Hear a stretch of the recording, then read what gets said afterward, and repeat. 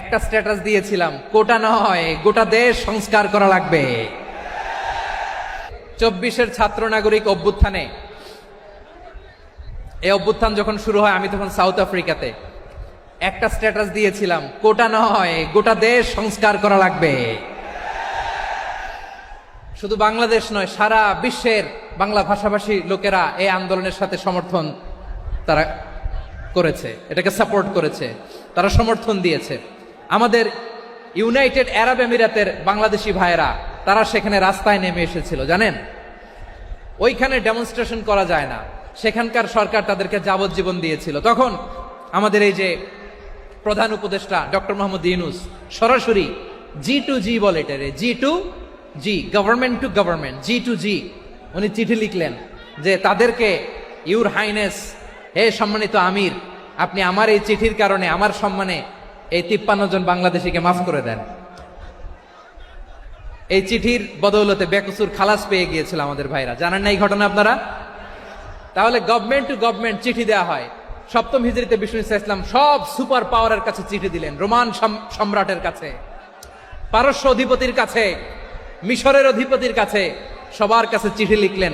চিঠির ভাষা ছিল এরকম, মিন মুহাম্মাদিন রাসূলিল্লাহ ইলা মুকাওকিস আযীমিল কিবত, মুহাম্মদ রাসূলুল্লাহর পক্ষ থেকে মিশরের বাদশার কাছে, আসলিম তাসলাম, ইসলাম মানো শান্তিতে থাকবা, সালামুন আলা মান ইত্তাবা আল হুদা, শান্তি তার জন্য যে হেদায়েতের অনুসরণ করে। সুবহানাল্লাহ পড়েন। তো এই চিঠি অনেকে ভালোভাবে রিসিভ করেছে, অনেকে এই চিঠি পাওয়ার পরে নবীর কাছে আবার ইন রিটার্ন উপহার পাঠিয়েছে। কি পাঠিয়েছে? উপহার। মিশরের বাদশা মুকাওকিস তিনি বিশ্বনবীকে বিশাল এক উপহারের ডালি পাঠিয়েছেন। মিশরের বাদশা মুকাওকিস ছিলেন ধর্মে খ্রিস্টান। লালমনিরহাটের ভাইয়েরা আওয়াজ করে বলেন, মিশরের বাদশা ধর্মে কি ছিল? খ্রিস্টান। কি উপহার দিয়েছিল আমার নবীকে? শুনতে মনে চায়? আওয়াজ নাই লালমনিরহাটের গলায়, শুনতে মনে যায়? 1000 স্বর্ণ মুদ্রা, 1000 স্বর্ণ মুদ্রা।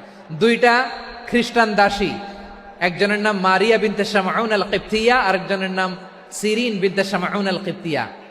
একজন খ্রিস্টান দাস 20 থান কাপড় জামা বানানোর জন্য, আমরা নবী যেন সেলাই করে জামা বানাতে পারে এজন্য 20 থান কাপড়, 20 থান ফাইন গার্মেন্ট। সুবহানাল্লাহ পড়বেন না? এরপরে একটা গাধা যেটার নাম ছিল উফাইর, আর একটা খচ্চর, এটার নাম ছিল দুলদুল। খচ্চর চিনেন?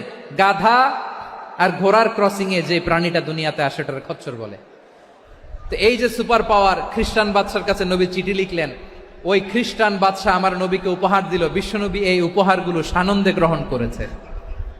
সুবহানাল্লাহ পড়বেন না?